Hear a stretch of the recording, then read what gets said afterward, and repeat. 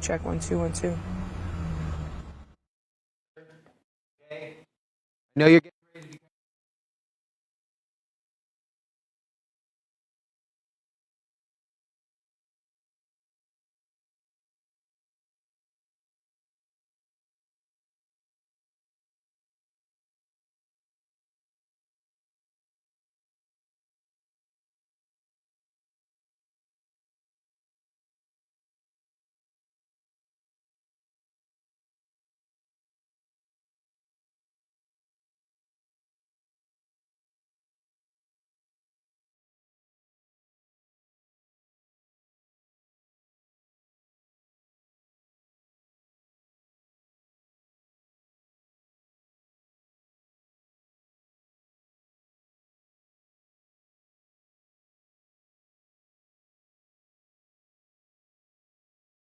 Streaming on clickorlando.com, you're watching News 6 at 7 a.m.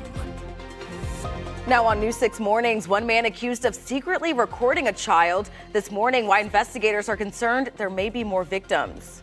Plus, a family on vacation says a Red Lobster employee pointed a gun at them before pulling into work. The charges the suspect's facing. And right now, a live look from the International Space Station. There you can see Axiom 4 made it safely just minutes ago. We've got the latest mission updates right here on the News 6 stream. Well, good morning on your Thursday at 7 a.m. I'm Crystal Moyer. I'm Justin Mormouth. Glad you're with us. Trooper Steve here, watching the roads on this Thursday. Chief Meteorologist Candace Campos.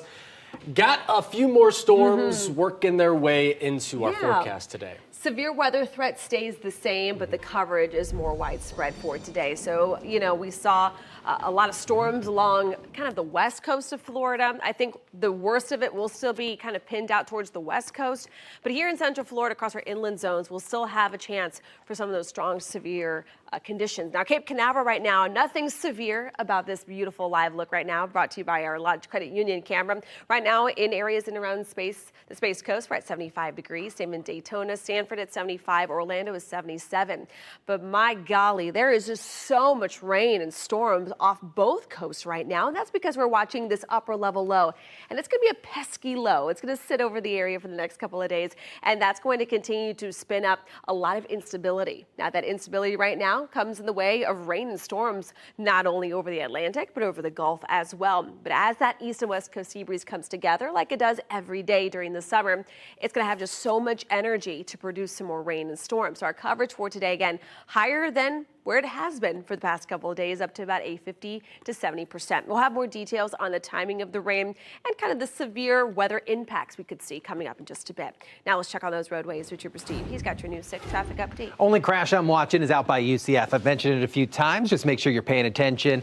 University, I don't know why the icon would have gone away there. University, this is close towards the Rouse area. Some minor eastbound delays. A lot of lanes there. You have 3 east and west. A lot to choose from. Just make sure you're paying attention. Speed limit 45 out there. Seminole County, no delay just yet, but look out. The traffic's getting a little bit more dense than just maybe 10 minutes ago when I showed you this camera. So if getting ready to head west, add some time. Take the coffee with you to go. 417 in Seminole County at Sanford, kind of where that DOT cam is to downtown. Only a 16-minute drive. Keep in mind, this is calculated at the speed limit. 65 max out there on that portion of I-4. Wekiva, Hunt Club, looking pretty good this morning. Even you're clear west towards Apopka on the east side. Longwood, Winter Springs, all clear. Guys, send it back to you. Thanks, Trooper Steve. Now to a live look from the International Space Station as the SpaceX Dragon docked less than 30 minutes ago for the Axiom 4 mission. Soon the group will open the hatch and greet the Expedition 73 crew. The Axiom 4 launch took off from the Kennedy Space Center yesterday morning. The crew is expected to spend the next 2 weeks at ISS conducting multiple experiments. This is the 4th private astronaut mission to the space station. This morning, Clermont police are asking any possible victims to come forward after a man was arrested accused of secretly recording a child.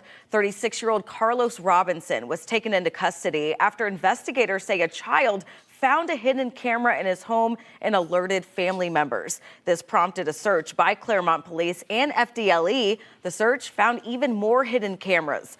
Robinson remains in jail this morning on a $10,000 bond. Detectives are asking anyone who may know more about Robinson to come forward and contact Clermont police. A family on vacation says a Red Lobster employee pulled a gun on them in a fit of road rage. It happened in the tourist district right near the Orange County Convention Center. News 6's Angie Casada live along International Drive this morning with more on what led to this arrest. Angie.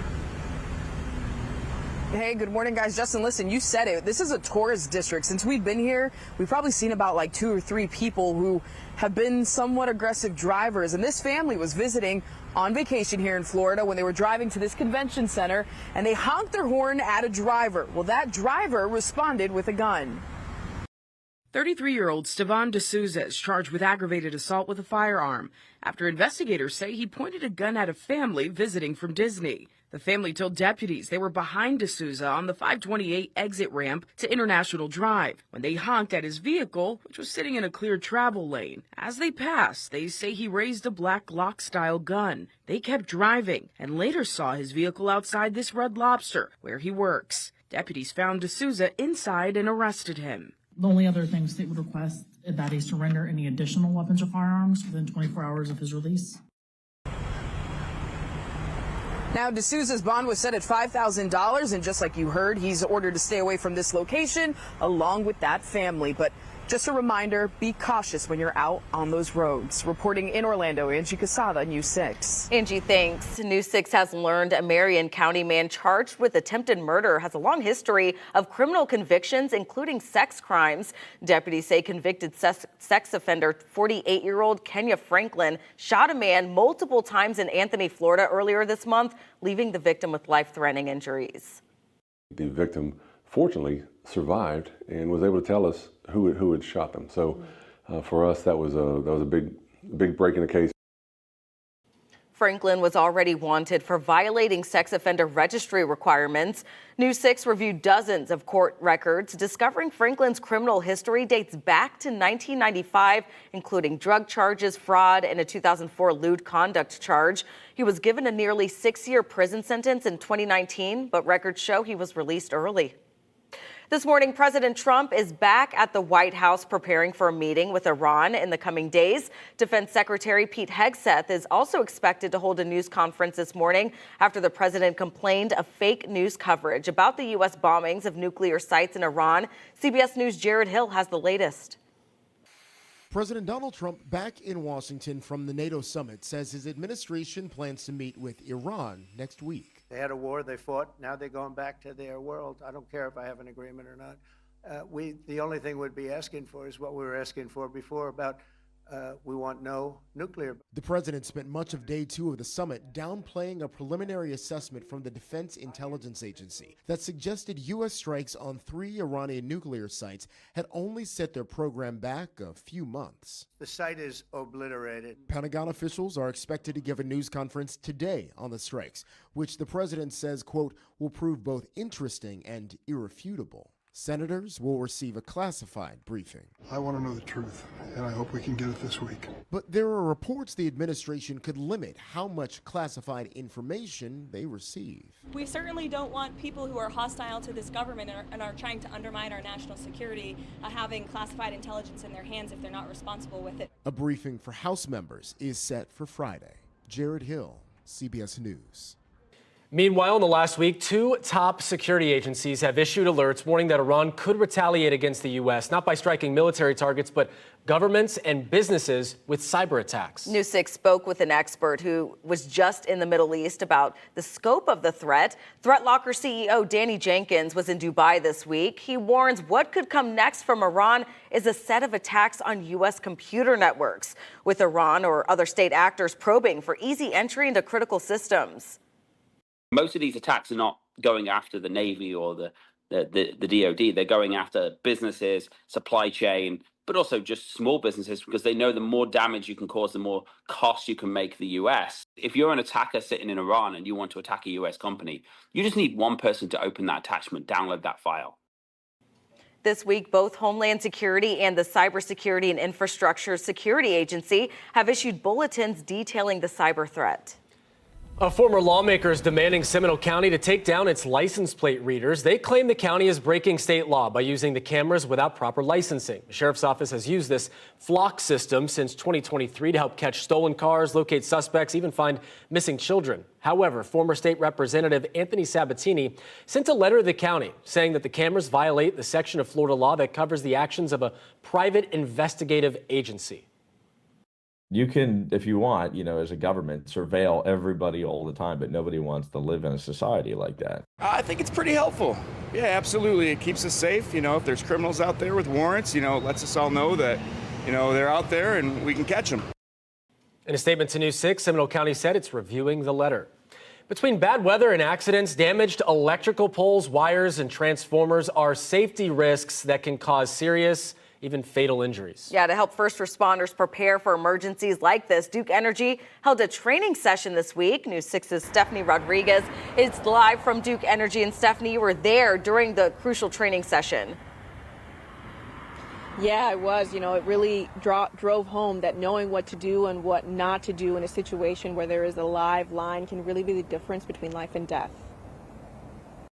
We have specific processes and procedures. It started in the classroom with a comprehensive class teaching first responders from all over Central Florida the best practices around electricity. I want to bring some awareness to the community, really just driving safe practices for them to adhere by. Then it moved outside to real-world scenarios. First responders then got to see a live demonstration teaching them invaluable information that can help keep themselves and the community safe around live lines. Some of the things that we would ask them to do, essentially some of the 811 locate information that we hope they do so that when we get into an underground power line, something like that, they know and are aware to step back, call a professional and let us have a look at it. Down power lines can happen a lot during bad weather, like natural disasters. In October, News 6 met an Orlando family whose house caught fire after downed live wire sparked into a massive blaze during Hurricane Milton. It was hard to process the thought of losing everything. As hurricane season continues, Duke Energy also wants to remind the public about the hazards of down lines. Never assume anything is de-energized. Always stay 30 foot away from anything down, or and always call us and let us respond and validate what's going on in the field. And of course, call 911. First responders will arrive, and the ones that were here at this training have learned that important information to help you out. But great advice there about staying as far away as you can and never assume that it is de-energized. Reporting live in Winter Garden, Stephanie Rodriguez, News 6. All right, great information there. Thank you, Stephanie. Let's turn back to your weather now. Chief Meteorologist Candace Campos joins us with a look at the tropics. Speaking of the tropics, we know those whenever a hurricane comes through, power lines go down. People are just so eager to check out their neighborhood and assess the damage, and that's really where the risk really ramps up. Yeah, power lines, generators, ladders, chainsaws. There's so many concerns after a storm beyond just the obvious storm impacts, right?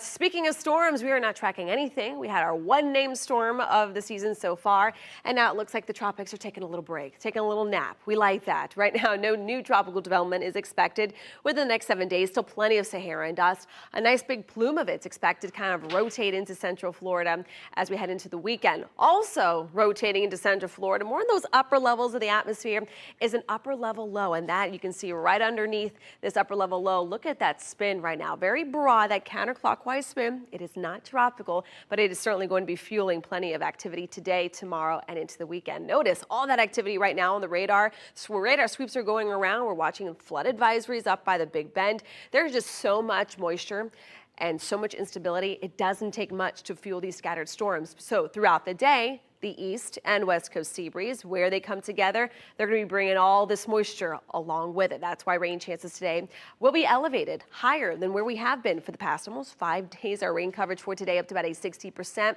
Only problem is that threat also comes with the chance for some strong, severe storms. We'll have more details on that coming up in just a bit.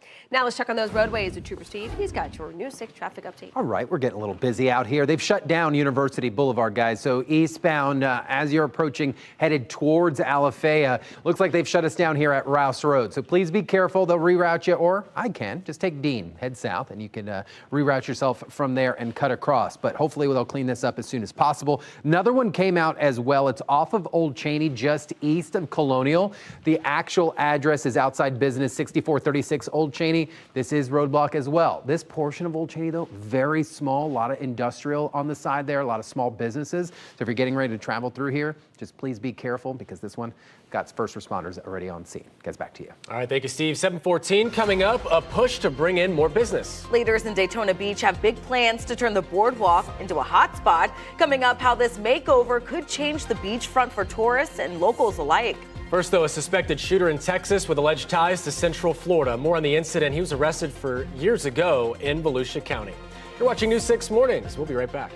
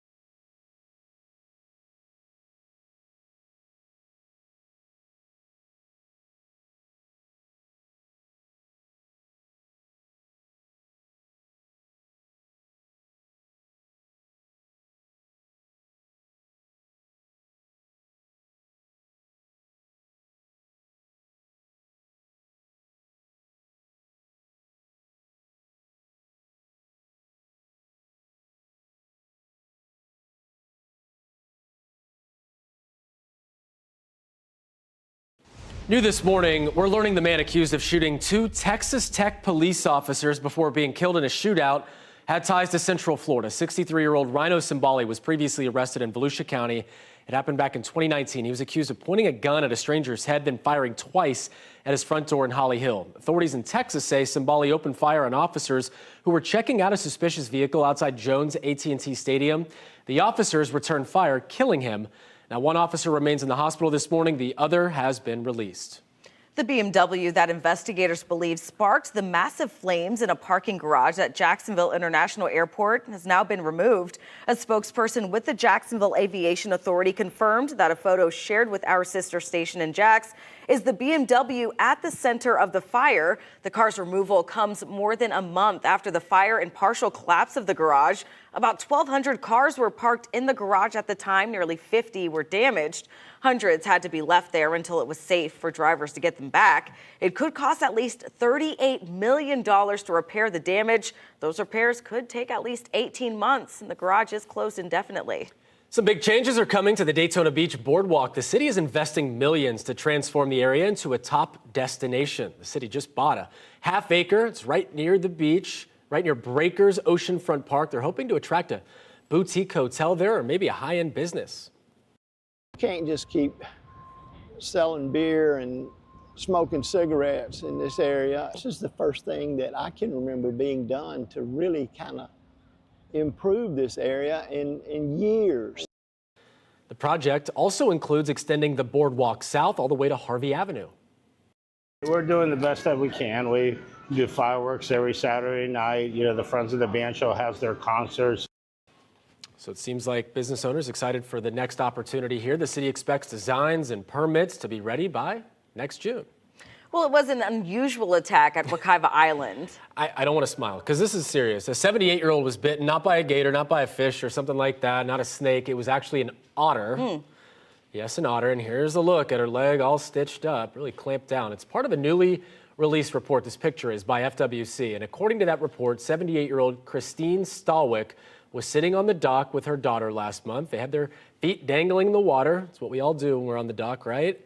They didn't think much about it when they saw the otter swimming toward them. Well, the otter ended up attacking them, and then when agents went out there to investigate, they spotted that otter, and that otter was chasing a 2 to 3 foot alligator. What?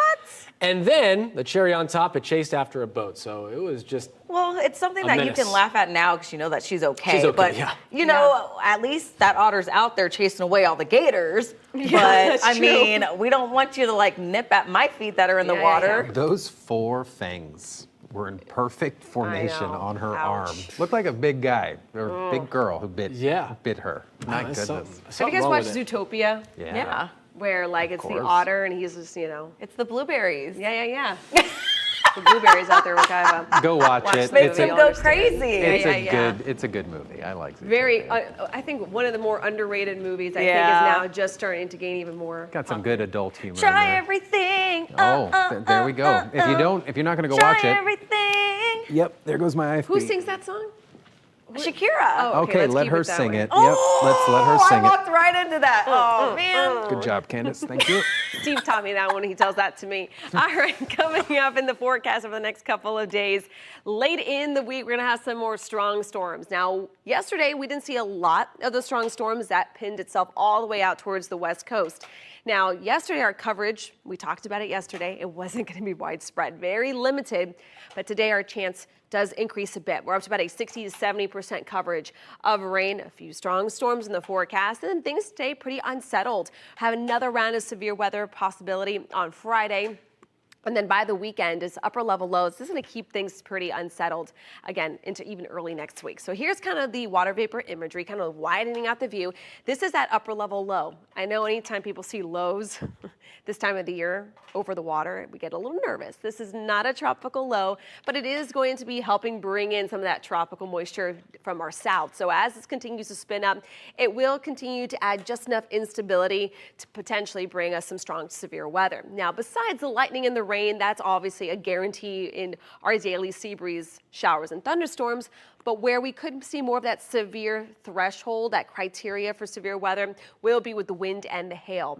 An upper level low tends to bring some dry air and cooler air in the top kind of part of the atmosphere, and warm air is more buoyant. So what ends up happening is these two air masses kind of want to switch, and anytime you have a little disruption in the atmosphere, it tends to add more of that instability. So again, hail and wind continue to be kind of the biggest concern in the forecast. Now looking at the radar, I just kind of focused in right now in Brevard because that right now is our best chance for rain within the next couple of hours, because look what's going on right now on the radar. Nothing on land here in Central Florida. Certainly seeing a lot of rain and storms all developing just right over land at this point in time in the Big Bend. But locally here, not watching any rain, but all of this rain and storm activity will continue to fuel those sea breeze storms this afternoon. Now, temperatures this morning were in those mid-70s, but well, let's check on that hour-by-hour forecast for today. Low 90s, that is our high, which is, if it felt like the low 90s, that would be a welcomed change, but unfortunately all that humidity is still going to make it feel like the triple digits, and then those rain chances jack up to about a 60%. So looking here at the clouds and rain forecast, couple coastal showers this morning, then the chance starts to move in by about 2-3 o'clock. You can see turning a little more widespread up and down the I-4 corridor, the turnpike between about 4 and 6 o'clock. After about 7 or so, I do think most of the activity will once again really fire up. I think it's going to be more of a severe weather concern more across the Gulf Coast waters, but of course we can't rule out the chance, and as some of that rain could linger across our western zones as late as about 10-11 o'clock tonight. Looking at the beach forecast, if you are planning on enjoying the beaches over the next couple of days, we will have that chance for a few morning showers out coming in from the waters, but I think most of the threats over the next couple of days will be favoring more of our inland zones. As highs will be in the upper 80s, still looking at that moderate risk of rip currents. And as we get results here, the full 7-day forecast to expect a lot more of the same. Now let's check on those roadways with you, Steve. Roadways aren't doing too bad, but I am watching this shutdown right now along University Boulevard right at Rouse, eastbound direction. So 417 would be behind you and you're headed towards Alafaya. So again, University Boulevard Rouse, watching a crash there. And then I have a minor one with roadblock down here at Old Cheney. So it marked it over at Colonial there. So nice little stretch here, but it's at 6436 Old Cheney. Outside of that, the delays are starting in the westbound direction of I-4 out here in Seminole County. So please be prepared for that. 18 minutes, still good. Osceola Parkway to downtown, 25. The rest of us, not too bad. Further north, Eustis, Mount Dora, Tavares, good morning to you guys. Leesburg, Fruitland Park, Lady Lake, even the Villages, and the Turnpike, all clear. Guys, back to you. Thanks, Trooper Steve. A push to limit protests in Winter Park is on hold. Coming up, why leaders decided to table that discussion and what's next for this controversial measure. Plus, at the bottom of the hour, rent for mobile homes are surging, but now neighbors say there could be a solution. How resident-owned communities are stepping up.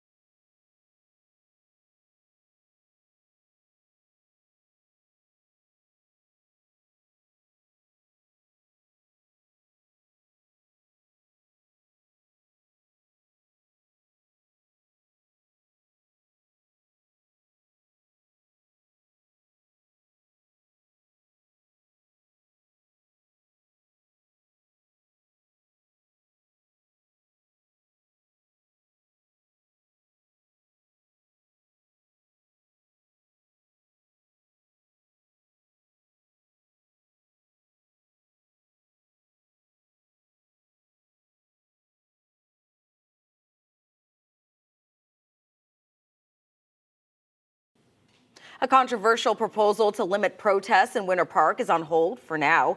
Commissioners tabled a vote on the ordinance after some raised concerns about its broad language. The measure would set restrictions on the time, place, and manner of demonstrations near the Winter Park Library and Event Center. The city says it's about safety and that the ordinance would make clear where protests can legally take place. The discussion has been tabled until July 9th. We'll be right back.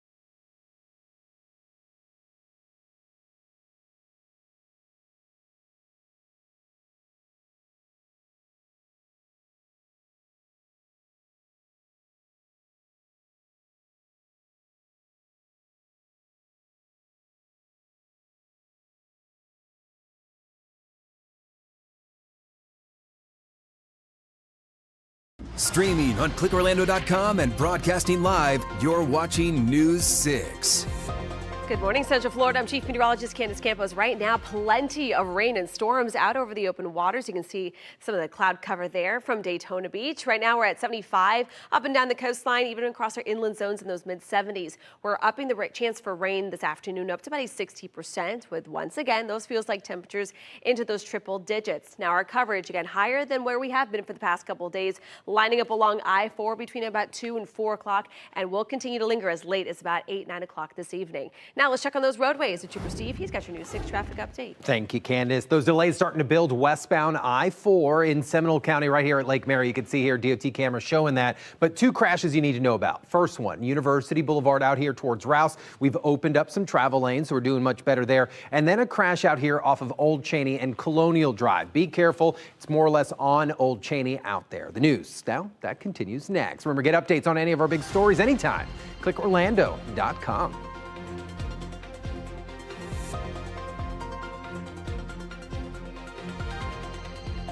Streaming on clickorlando.com and broadcasting live, you're watching News 6. The time is now 7:30 on your Thursday. Let's get a check of our top stories. A family on vacation says a man pulled a gun on them during a road rage incident near the Orange County Convention Center. The suspect was arrested at the Red Lobster where he works. He is now charged with aggravated assault. Clermont police arrested 36-year-old Carlos Robinson, accused of secretly recording a minor. Investigators say a hidden camera was found in his home after the child alerted family members. Robinson, currently in jail, is being held on a $10,000 bond. Police are asking anyone else with information to come forward. And breaking right now, 4 private astronauts just docked at the International Space Station this morning. The Axiom 4 crew spent more than a day traveling in orbit. They launched yesterday morning from the Kennedy Space Center. Turning now to the weather, we're all of Central Florida, under marginal risk of severe storms. We're going to see some of that rain, more widespread. But look at this for now. Gorgeous the calm start of downtown Orlando. It looks awesome out there. Let's get a check of that forecast. Chief Meteorologist Candace Campos breaking everything down. Western counties seem to be getting the punch today. Yeah, later on this afternoon, more of our inland zones along I-4 and then to the west. But yeah, along the Gulf Coast waters there, up and down the west coast of Florida, they're going to be once again in store for another extremely active day. Downtown Orlando right now, it's funny you guys call how calm downtown Orlando is, but then you look down, you'll see all the hustle and bustle down on the actual roadways, right? That's Steve's job. 75 degrees right now throughout Sanford, Daytona, and Melbourne. But right here in the City Beautiful, that camera brought to you by Light Orlando, delivering hope together. We're holding at 77. Now, the reason for the added rain, our coverage yesterday was only 30 to 40%. Today, we're upping it to about 60. 70% because this upper level low that we've been watching closely over the last couple of days is now nearing. And as it continues to kind of hover around the area, rain chances will be up there. The only problem is this is much needed rain. It's rainy season. We desperately need rain this time of the year. Our coverage still about 50 to 60%. That will help keep temperatures a little cooler. But before we get the rain, though, it's going to be feeling like there's triple digits. Problem with the rain for today is that it does come with the kind of a layer of severe weather concerns for this afternoon. And again, that's going to hover just around 3, 4 o'clock, just in time for many folks picking up the kids from summer camp this afternoon. We'll have more details on really which locations will have the best shot for rain and the timing of it coming up in just a bit. Now let's check on the hustle bustle on the roadways with Trooper Steve. I need to feel that hustle bustle. I was walking out here, I just hit a wall. I'm like, wake up. Let's go 7:30. Listen, we get up at 2 o'clock in the morning, all right? So listen, westbound, we're super slow now. So please pay attention. No crash out here along I-4 at the 99-mile marker, but you're going to be bumper to bumper right before Lake Mary Boulevard. Drive time on the rise, but not horrible. 21 minutes from Seminole to downtown and 26 from Kissimmee, so doing pretty good. That crash, lanes back open, University and Rouse, and then that crash, it's going to be minor off of Old Cheney within that Colonial stretch, so just be cautious this morning. Further north, Lake County, you guys look good. Guys, back to you. Thank you, Steve. Developing this morning, we're following the latest details on a road rage incident after investigators say a Red Lobster worker pulled a gun on a family driving from Disney. Authorities tracked the suspect to his job near the Orange County Convention Center and made the arrest. That's where News 6's Angie Casada joins us live. And Angie, what exactly led up to the incident?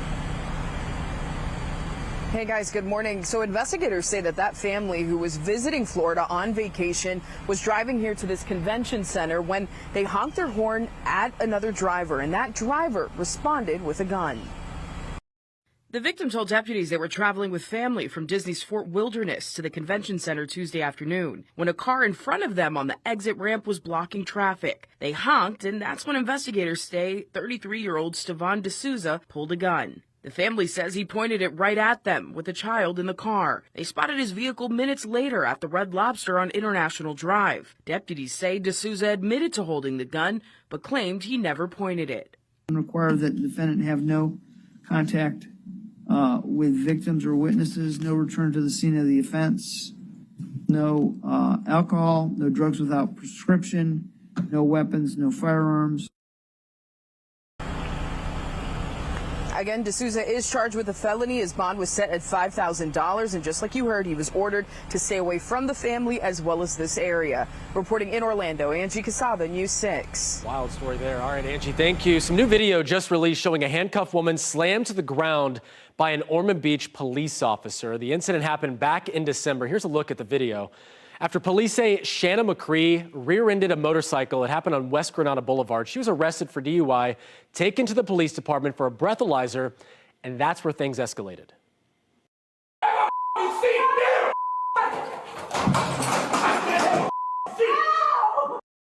Wow, this newly released video shows then Officer Jacob Cannon throwing McCree to the floor, her head appearing to hit that glass wall. Detective says she needed 7 stitches.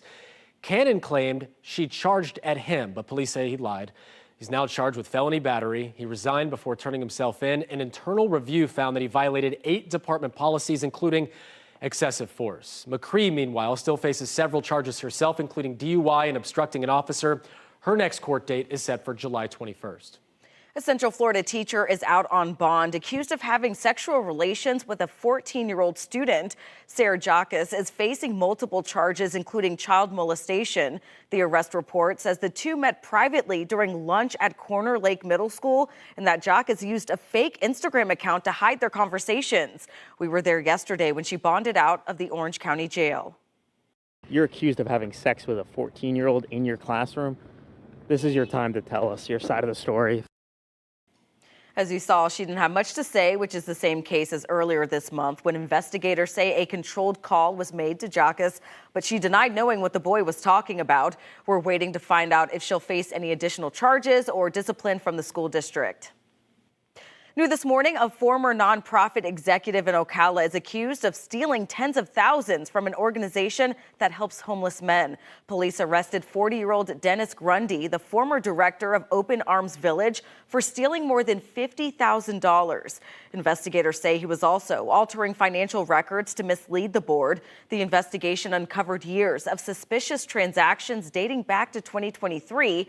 He's charged with grand theft and organized fraud and has since bonded out.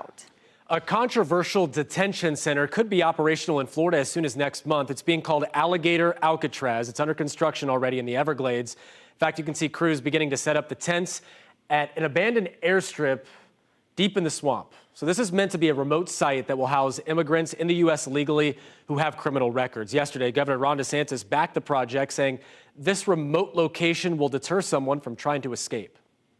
If someone escapes, there's a lot of alligators you're going to have to contend. No one's going anywhere, once you do that. It's as safe and secure as you can be. The state says detainees could start arriving as early as next month. Mobile home parks are known to be an affordable place to live, right? But a new 6 investigation has uncovered it's no longer the case. People tell us corporations are buying their mobile home parks, then raising the lot rent, which means the cost for them is surging. But all new this morning, investigator Louis Bolden found out there's still an affordable option. What is the biggest benefit of that, of being a co-op? Well, of course, the financial part of it. The $125 is what we pay. We get our trash picked up, our water, and our yards maintained. And all of that is included? That is included. Nancy Hurt has lived at the Harbor Oaks Homeowners Cooperative for about 3 decades. The community became a co-op in 1996. That $125 she pays a month goes toward the upkeep of the community. It's a stark contrast to what News 6 has been hearing from people across the state, who say their lot rent is close to $1,000 a month, and that doesn't include other fees like water or amenities. The difference? Harbor Oaks is resident-owned. News 6 found out there are more than 700 mobile home co-ops in Florida. They'll have a board of directors of themselves. They'll create bylaws. They'll create their budget. The shareholders will pay one amount, and the non-shareholders will pay a higher amount. But those rates are still going to be generally a good bit lower than in the other two kinds of parks. Betsy Barbeau helps train people who manage condos, co-ops, and HOAs. She says when you join a co-op, you own part of the corporation. If someone were coming to you saying, hey, we're new to Florida, we're thinking about a mobile home park, what would be your recommendation? They should very definitely consider a co-op rather than a rental park. The non-shareholders at Harbor Oaks, the ones who rent there, pay about $400 a month in lot rent. That includes the $125 maintenance fee. The reason why the fee is so low is because the co-ops are not trying to make a profit. I'm Louis Bolden, News 6. People are waking up to heavy damage this morning in Pinellas County after severe thunderstorms moved through the area. Fire crews responded to several reports of homes damaged, downed power lines as well. Some video of the mess left behind in Pinellas Park and Largo. Now, the storms also whipped up debris, causing a flying hazard in one neighborhood. Look at this. You can see the video here. The heavy wind carrying trash into what looks like a whirlwind in the sky. Just severe weather on the Gulf Coast. And you know, it's just a reminder, you just cannot take these afternoon thunderstorms. Yeah. You have to take them seriously, Candace, and I think that's just another reminder after a case of some drier weather that we've had. Yeah, it kind of puts us in a little bit of a lull, right? Yeah. To kind of a dry stretch, but it really looks like our atmosphere is going to get kind of primed and ready for another round of more widespread rain and storms. Quick check, you can see the little cluster, though, of those strong to severe weather. We even created actually popped a couple of tornado warnings, excuse me, confirmed tornado reports, I should say. And as of right now, we don't have anything officially confirmed from the National Weather Service, but it's something that we're going to be watching as meteorologists go out there to kind of see the grounds there. All across central Florida right now, we're looking mostly dry. But notice out over the Atlantic and over the Gulf Coast waters, there is so much action right now. Lightning strikes of over 500 so far this morning. Now, as the sea breezes come together, they're going to bring in some of that moisture. Maybe not the direct scattered shower or thunderstorm, but certainly indirectly, all that moisture is going to continue to kind of all converge here over central Florida. Our rain chances this afternoon up to about a 50 to 60%. That's much higher than what we have been for the last couple of days. And not only is it going to be the lightning and the rain that's typical with our afternoon sea breeze storms, but the wind and the hail is also going to be something we're going to be keeping close tabs on.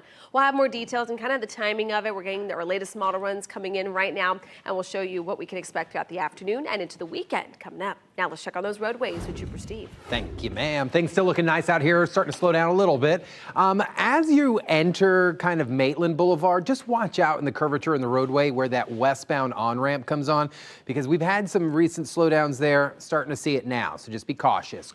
University Boulevard, there's a crash out there at Rouse, and another one off of Old Cheney. Outside the rest of us doing real nice. The Mount Dora, good morning to you. Fruitland Park, and if you're northbound on the Florida Turnpike, DOT cam showing Turnpike at I-75 looks great. Yesterday, out on patrol, we were hanging out a little bit out there. Am I doing a look back? No patrol, so that's about it. Guys, back to you.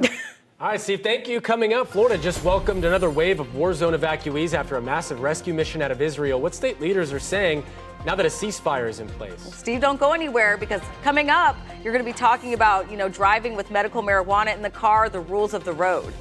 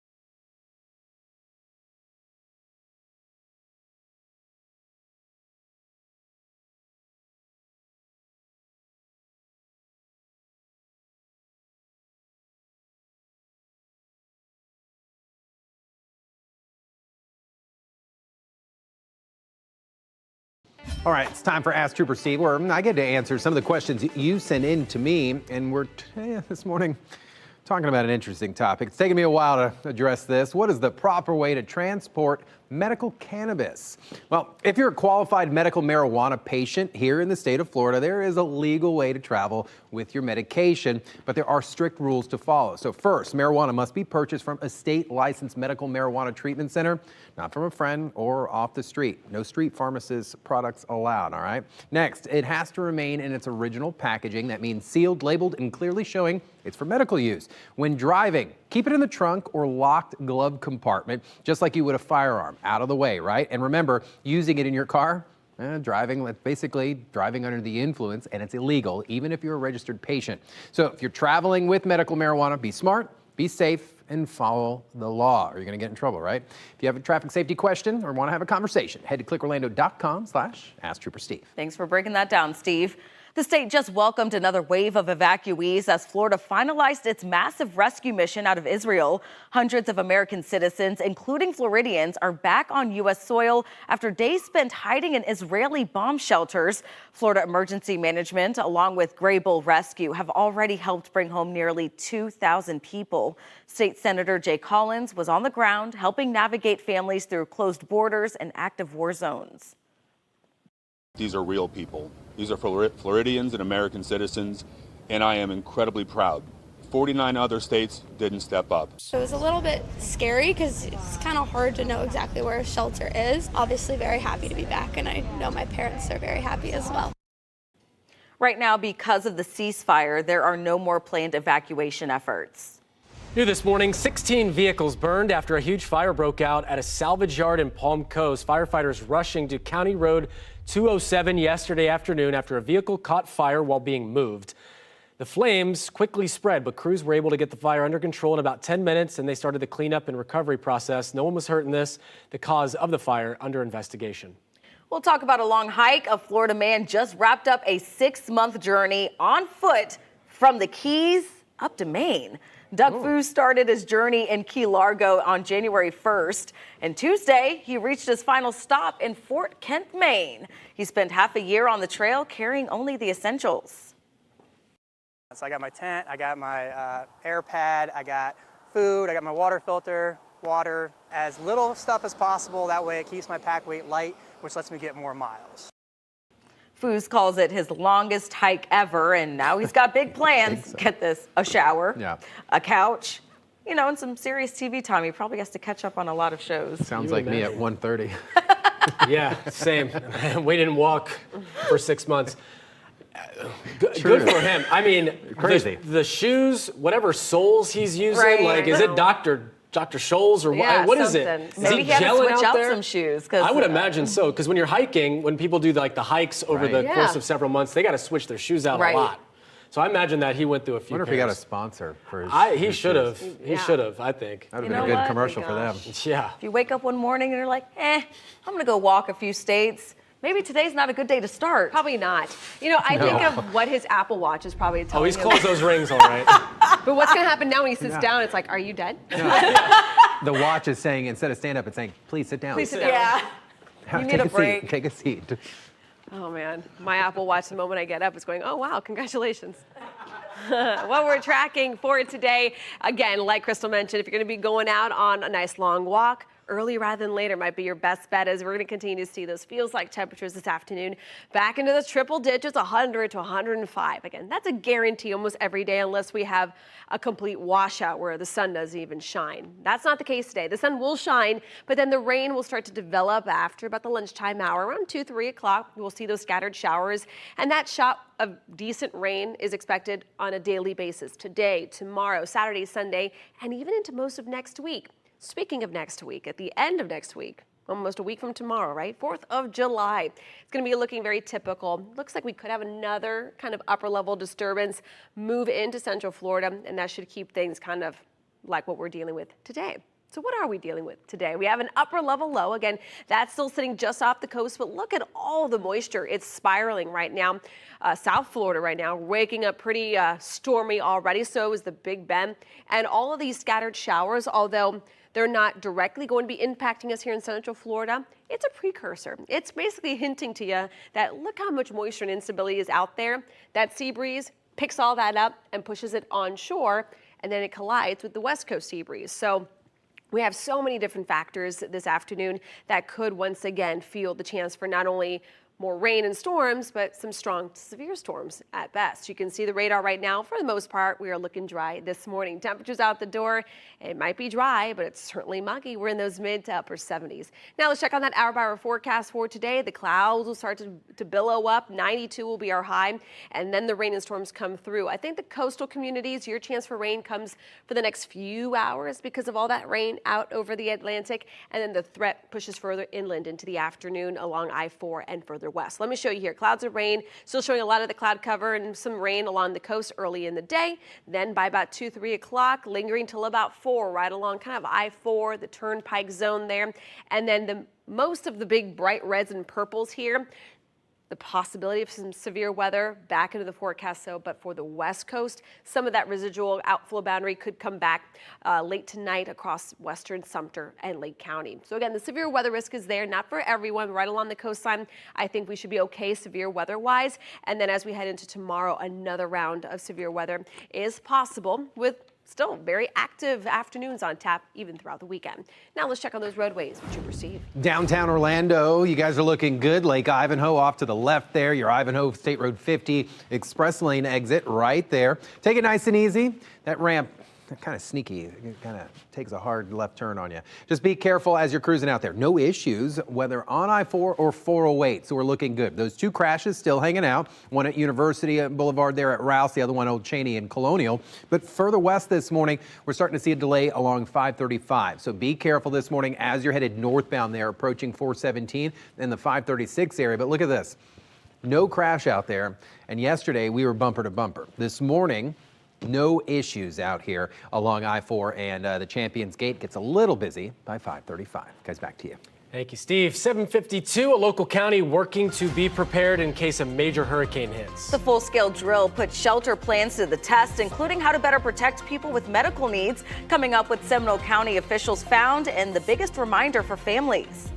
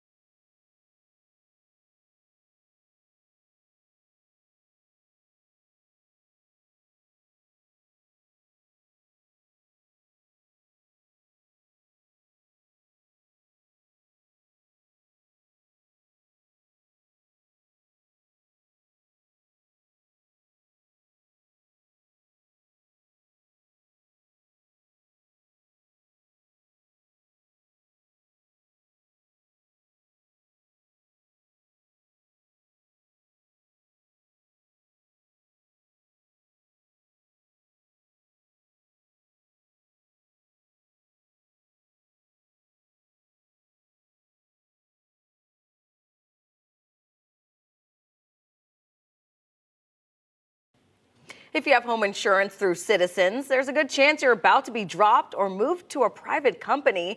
The state-run insurer just fell below 800,000 policies for the first time in years, down more than 42,000 in 1 week. The policy count is expected to drop below 654,000 by year's end. Lawmakers say depopulating citizens has been a major priority for the last several years. The recovery is there, and you're seeing more and more competition come into the market, which is good for Floridians. It's good for citizens, and it promotes a smaller citizens, and for us to really return to that role of the insurer of last resort. And state leaders say Citizens was never meant to be this big, but as private insurers failed, it ballooned to more than 1.3 million policies. In Seminole County, leaders are stress testing the hurricane response plan there, making sure those with medical needs are not left behind. Crews took over Oviedo City Church yesterday, running a full-scale hurricane shelter exercise.